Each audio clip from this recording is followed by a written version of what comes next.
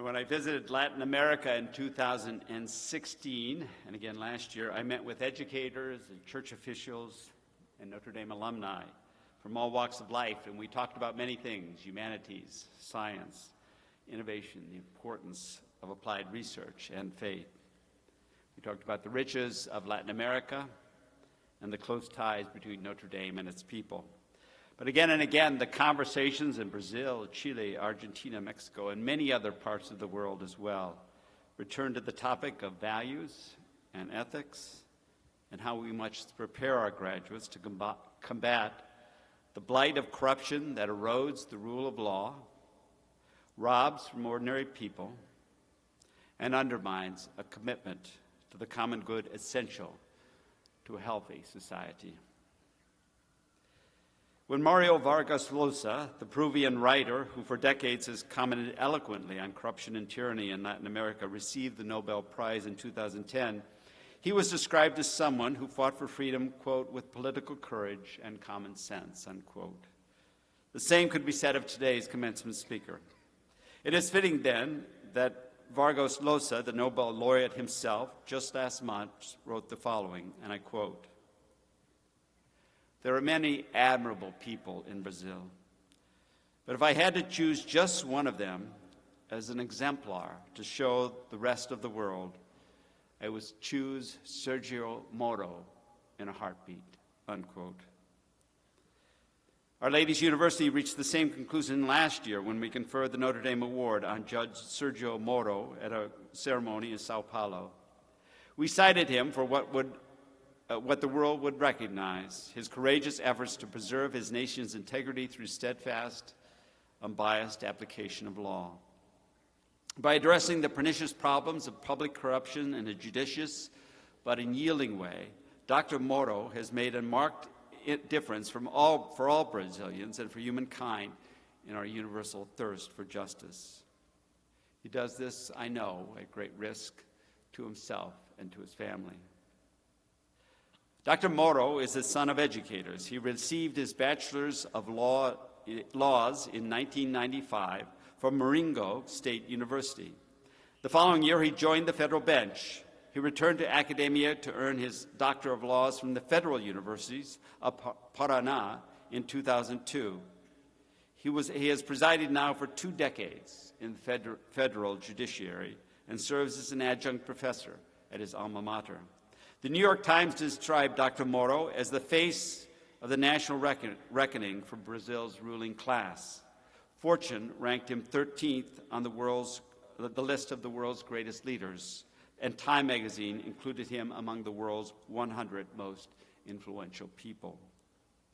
At Notre Dame, we embrace Sergio Moro a bit more intimately as an honorary member of the class of 2018 and as a good and admirable friend. Graduates, ladies and gentlemen, please welcome Dr. Sergio Fernando Moro.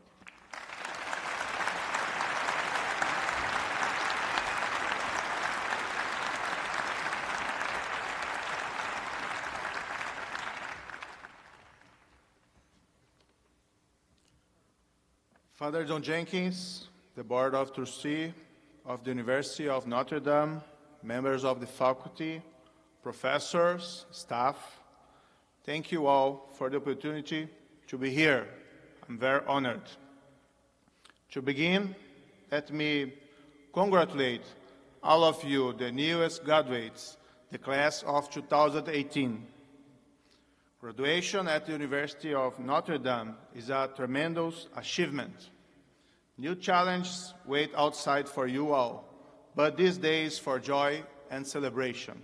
So, congratulations.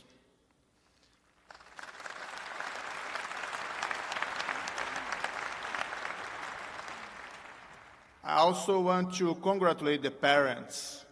It's not easy to raise sons and daughters, to try to teach them by words and example, to save for the cost of education, and to hope that everything will somehow work out. So their success on this day is partly your success.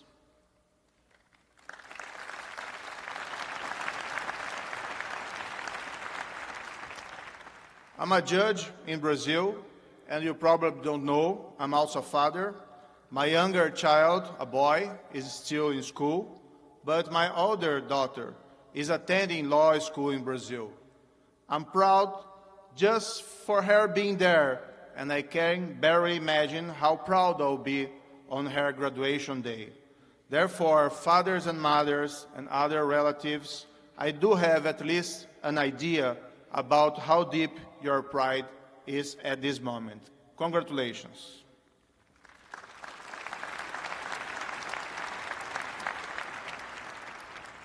Allow me to say that when I received the invitation to deliver this commencement speech, it was a great honor, a challenge also, but it was, above all, a great surprise.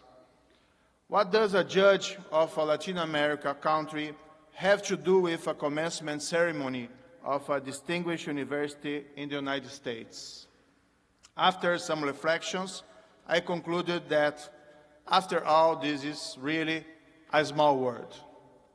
I work on very hard cases involving criminal corruption in Brazil, and it's necessary to say that I receive great influence from the work of others, not only in Brazil but abroad. Let me cite, for example, the work of the famous Italian judge, Judge Giovanni Falcone. Falcone was a judge in Sicily at a time when the Italian mafia, the Cosa Nostra, lived with impunity and seemed to be invincible. The bosses were never punished for their crimes. At that time, in the 1980s, the mafia killed policemen, prosecutors, judges, and politicians. They killed even a general of the Italian army, anyone who dared to defy them.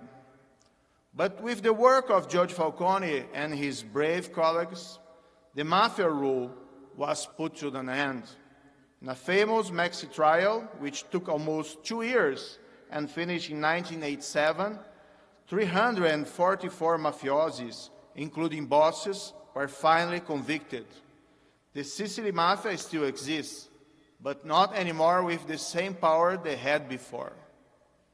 I remember reading in one of Falcone's books about the admiration he had for United States laws against organized crime and how the Latorre Act, the Italian statute approved in 1982, criminalizing mafia associations, was influenced by the RICO Act.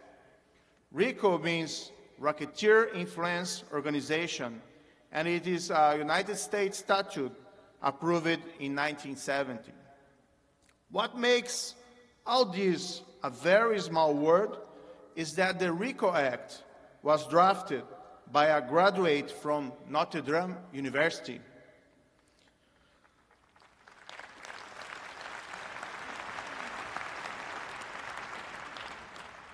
George Herbert Blakey, graduate here in philosophy and afterward in law, finished his studies in 1960. He later served as a law professor at the University of Notre Dame. Despite his rich academic and public service achievements, his work as one of the main drafters of the RICO Act deserves special emphasis. This statute gave to law enforcement agents the necessary tool to effectively dismantle criminal organizations. It was used, for example, to dismantle the 5 mafia families of New York at the end of the last century. It influenced not only the Latorre Act, but also similar statutes all around the world. In my country, Blake's work influenced Brazilian Act number 12,850, approved in 2013, which defined criminal organizations and also gave to Brazil law enforcement agents the necessary investigative tools to focus on crimes committed by them, including wiretaps and plea agreements. It has a large impact on corruption cases in the Lava Jato operation, about which I will speak later. What does all this tell you? To me, It means that everything is connected in this small world. And you could have a reasonable expectation that what you do here in the United States, or more specifically at the University of Notre Dame, could have a positive impact abroad, all around the globe. This makes your responsibilities even bigger. Now allow me to say something about Brazil and my work there, because that's in part the reason for me being here. I think it's possible to extract some general lessons or suggestions for you from what's happening in Brazil. Brazil is the biggest country in Latin America, and it's the 8th largest economy of the world. It has a lot of points in common with the United States. After all, we are Americans in the new world with all that represents. We got our independence in 1822. You got yours in 1776. Both countries suffered with slavery in the 19th century. Both countries received millions of immigrants from all over the world. In Brazil, we have not only Portuguese, but Italians, Japanese, Germans, Lebanese, and Spanish. Our democracy is not as old as United States democracy.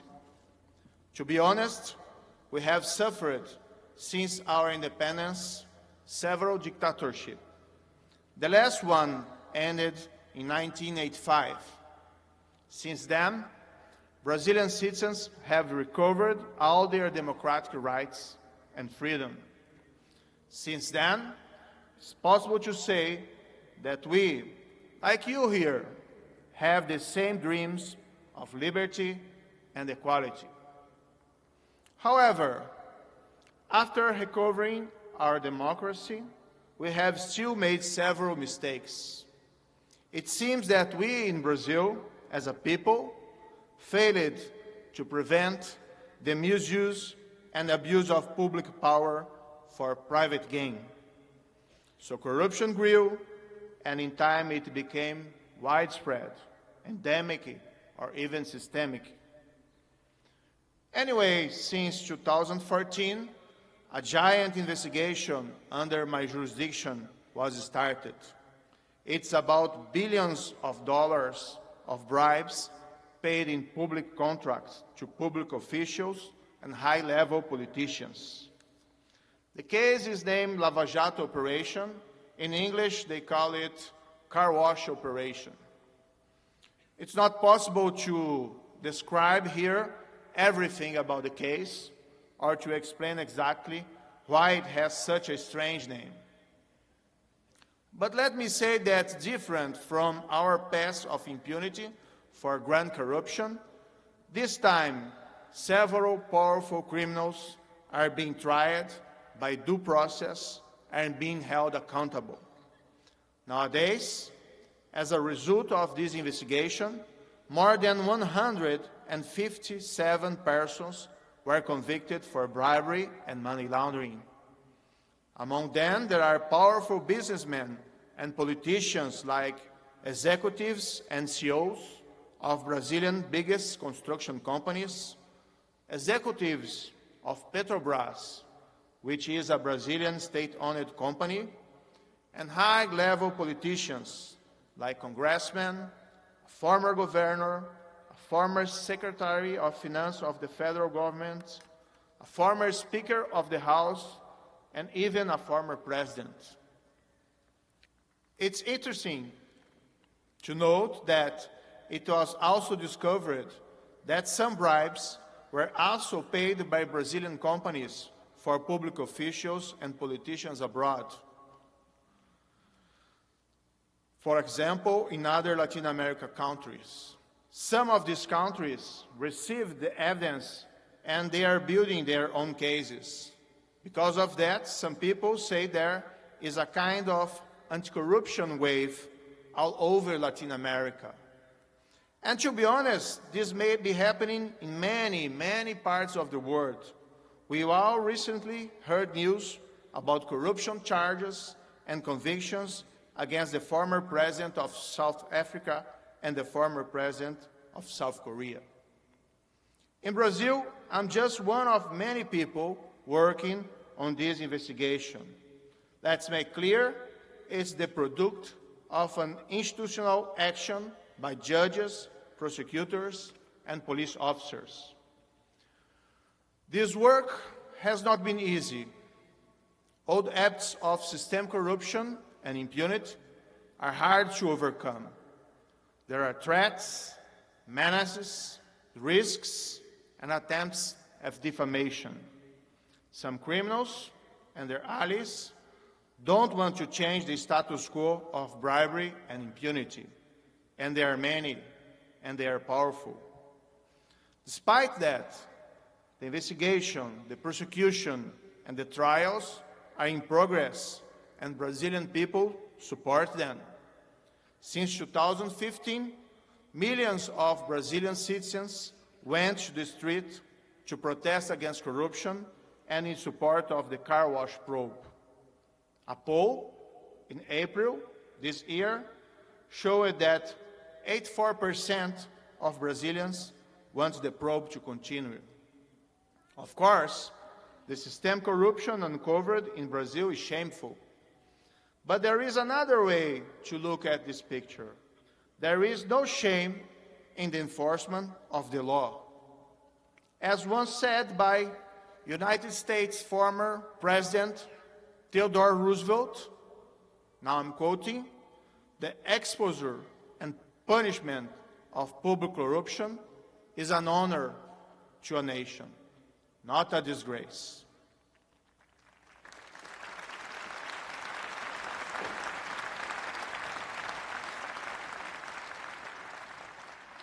All these efforts are worthy. All Brazilians have an infinite hope that at the end we'll have a stronger economy and a democracy with more integrity and with a better overall quality. In summary, we don't want to be known as a kind of bribe nation, but as a strong and modern democracy with rule of law. What the case taught me, not as a judge, but as a man, is that you should never give up on a fight for a good cause. Not so long ago, corruption and impunity seemed invincible. For some, it was a kind of natural fate, a tropical disease. But in truth, it's just a product of institutional weakness. No country is destined to live with it. You can deal with the problem and reduce impunity and corruption. You just need the political will to do so. I don't know what will happen with Brazil's future. We could suffer setbacks, but I do believe we have given ourselves at least a chance to have a better country. Anyway, I believe that what really matters is what you stand for, and fighting for integrity in public life is a worth cause.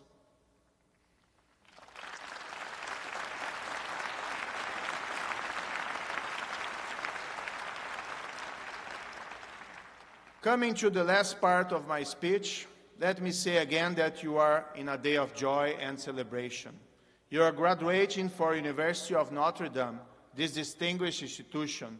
You will start a new stage of your lives. You will be lawyers, judges, physicians, engineers, scientists, astronauts, professors, whatever your wishes and your talents are capable of.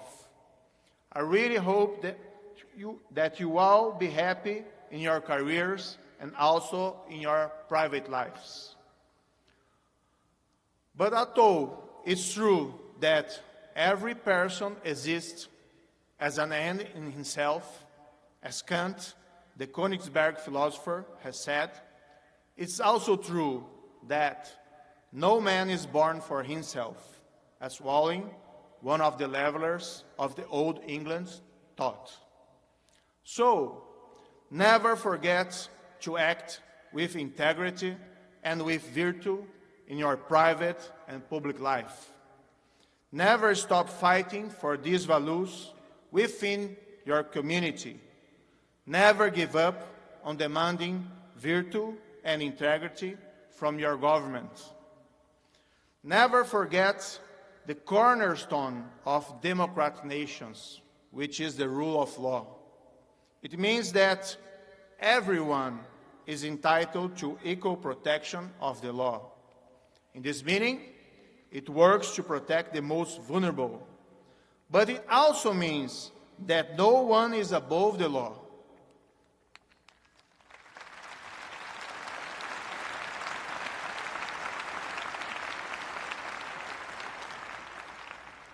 Thomas Fuller, also from England, once said, "Be you never so high, the law is above you." That's what makes democracies a government by law. This is a lesson not only for Brazil, but even to mature democracies.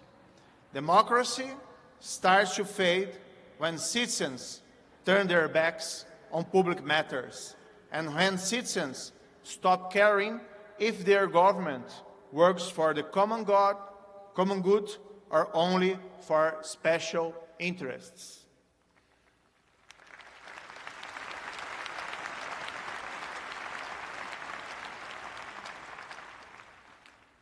Allow me now to give 4 short suggestions from my experience. They are not suggestions for future criminal judges, prosecutors, or police officers, although some of you could hold an office like that in the future. These are suggestions for citizens concerned for their liberties and rights, including freedom from a corrupted government. First, as I said earlier, never give up on a fight for a good cause. Even if you lose, what really matters is what you stand for. Second, always remember that even in the most difficult moments, when it seems that the challenges before you are unsurmountable, you will never be alone if you're fighting for a just cause or for justice. Third, remember that your behavior can inspire others. You'll be surprised by how other people could help if they had good examples and received the right incentives. Fourth, never surrender to the evils of corruption or despair. Above all, there is no victory if along the path you lose your soul. Now,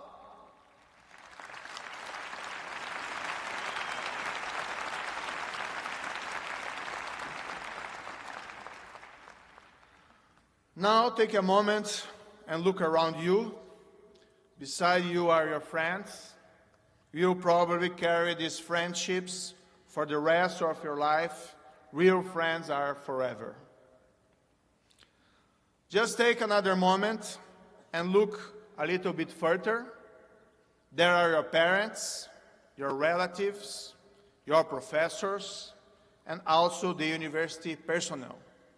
They all care for you, and you care for all of them.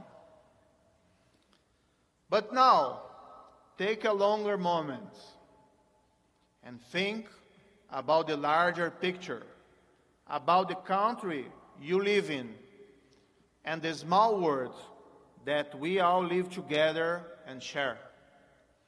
Beyond the personal pursuit of happiness, it's also your duty to care for them, not only for integrity and virtue, but also for the well-being of all. We face new challenges in this new century. We still live in a world of deep inequality, where not everyone is free or has the necessary minimum to live with dignity. Some say that there is a risk of democratic retreat in the world. I'm not sure I believe in this because of the enduring strain of democratic values, freedom and equality, They are at the core of our hearts and minds, and they are celebrated at shared institutions like the University of Notre Dame. It's incumbent upon all of you to defend our liberties and rights and to continue the fight for true democracy. There is still much to be done. I hope that you all are successful. Thank you all for your attention. Good luck and Godspeed, or as we say in Brazil, boa sorte e vão com Deus.